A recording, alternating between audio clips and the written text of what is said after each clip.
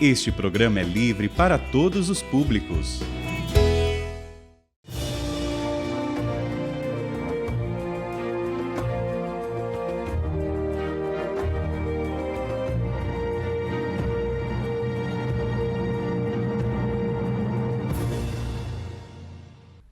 Olá, irmãos.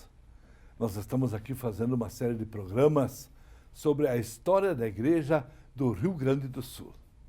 Como vimos na última vez, o Rio Grande do Sul é um presente do Papa Inocêncio XI ao rei de Portugal, que ao fundar a Diocese do Rio de Janeiro, estende os limites até o Rio da Prata.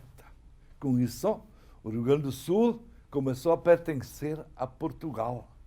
E ali ele tem a sua vida.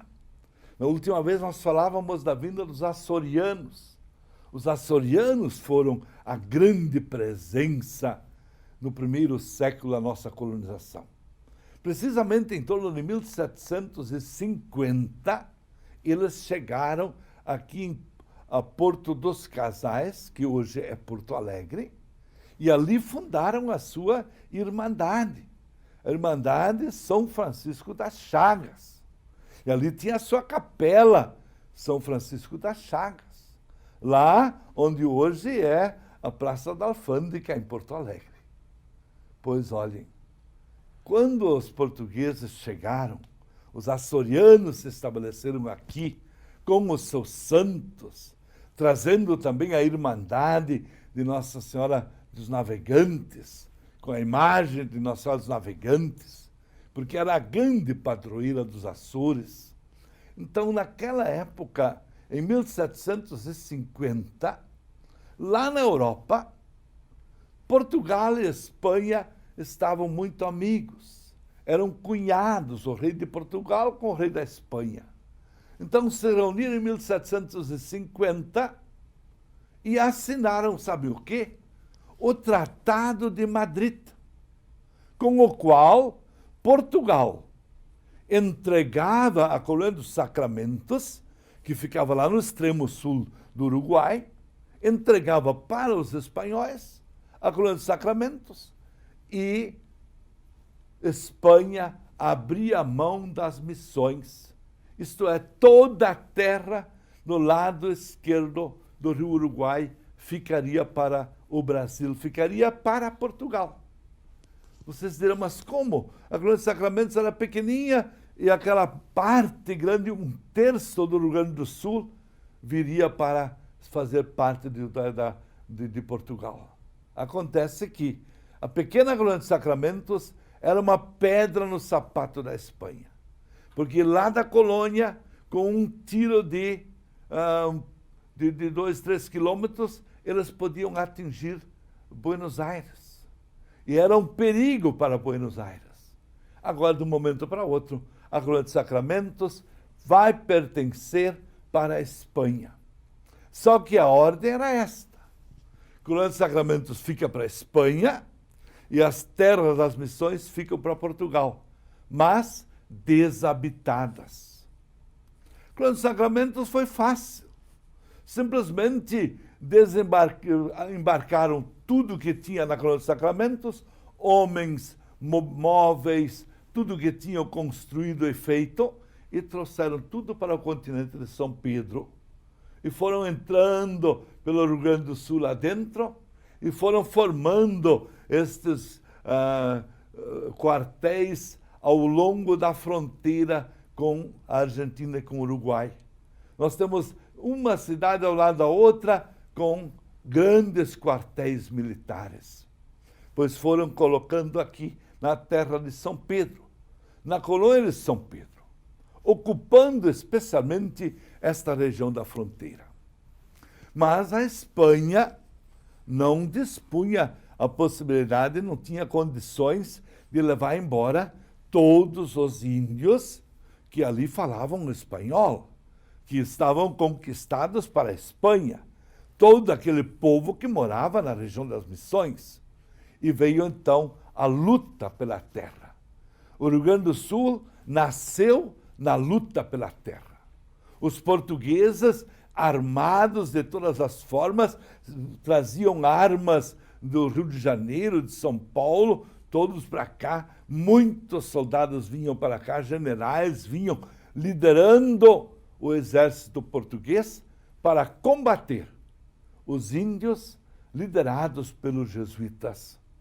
E por um índio muito especial chamado Nicolau Niguru, conhecido como Índio São Cepé, célebre pela frase que ele teria dito: "Alto lá, esta terra tem dono." E ali ele foi martirizado, foi morto, num tiro certeiro das tropas portuguesas. Essa luta foi se arrastando. Isso teria sido a 7 de fevereiro de 1756, precisamente dia de carnaval. Então a luta foi indo.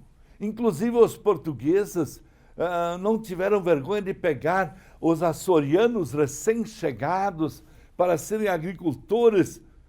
Deixavam mulher e filhos lá naquela data açoriana, trabalhando na roça, e os homens eram levados para a guerra, para combater os índios e combater os jesuítas. E foram matando gente, foram arrastando.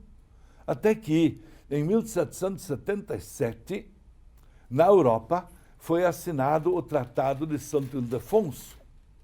O Tratado de Santo Ildefonso, ele vinha anular o Tratado de Madrid. Então, tudo voltaria ao antigo status quo. Só que Portugal não aceitou, de forma alguma. Os portugueses não aceitam o Tratado de Santo Ildefonso e continuam lutando com todas as forças, e foram indo, especialmente sob o comando do general Borges do Canto. Vejam, Borges do Canto. Em Porto Alegre há uma rua contemplando o nome Borges, General Borges do Canto. Ele era o coordenador do Exército Brasileiro nesta luta contra os índios e contra os jesuítas. Foi avançando, avançando, até que, em 1801, foi assinado o Tratado de Badajoz. O Tratado de Badajoz, lá na Espanha, foi assinado, mas com este tratado ratificava-se a troca da Coroa de Sacramento pelas missões, dando contornos definitivos ao Rio Grande do Sul. A partir de 1801, o Rio Grande do Sul tem esta geografia que nós temos até hoje. Portanto, o Rio Uruguai faz divisa entre Espanha e Portugal, entre o Rio Grande do Sul e as colônias da Argentina e depois embaixo do Uruguai. Portanto, 1801, pelo Tratado de Badajoz, temos agora uma terra que se chama Rio Grande do Sul. Esta terra vai se organizando religiosamente. Como já dizíamos, em 1745 já tinha sido criada a paróquia São Pedro do Rio Grande. Em 47, o bispo de São Paulo criou a diocese de Viamão, porque Portugal tinha decidido que o Rio Grande do Sul deveria pertencer novamente ao Rio de Janeiro em 48, porque ele ficou só sob a jurisdição de São Paulo de 45 a 48. A partir de 48, volta a ser do Rio de Janeiro. E agora o Rio de Janeiro tem esse plano de colocar aqui os açorianos, de começar pequenas cidades com esses açorianos, gente muito católica, casais que levam a sério o matrimônio e assim por diante. Então, em 1750, foi criada a paróquia Nossa Senhora da Conceição do Estreito. Ora, é uma paróquia que foi criada realmente num estreito, naquela estreita faixa de terra que fica entre a Lagoa dos Patos e o Oceano Atlântico. Portanto, naquela região, muito para cima de São José do Norte. Uma paróquia especialmente para as crianças que vinham das missões, porque nas missões os índios eram mortos, sobravam as crianças. os meninos levavam para Conceição do Estreito e as meninas eram levadas para a Aldeia dos Anjos, a Aldeia dos Anjinhos, aquelas meninas que vinham das missões. E lá na Aldeia dos Anjos já havia uma escola para as meninas. Aliás, isso é uma coisa inédita. Toda a Europa não tinha ainda escola para meninas e o Rio Grande do Sul tinha escola para meninas, sabem onde? Em Gravataí, na Aldeia dos Anjos. Lá estava uma casa exatamente para cuidar das meninas que sobravam da guerra, que vinham sem pai nem mãe, para serem cuidadas por uma professora, pagas pela província, e que as professoras eram pagas pela província e cuidavam dessas crianças, dessas meninas, na Aldeia dos Anjos. E aqui foi criada a paróquia Senhor Bom Jesus do Triunfo, em 1756. Uma paróquia tipicamente açoriana, em Triunfo. Mais tarde, em Santo Antônio da Guarda Velha. Portanto, lá em Santo Antônio da Patrulha, em 1763. E em 1764 foi criada a paróquia Santo Ângelo do Rio Pardo. Mais tarde vai ser chamada Nossa Senhora do Rosário do Rio Pardo.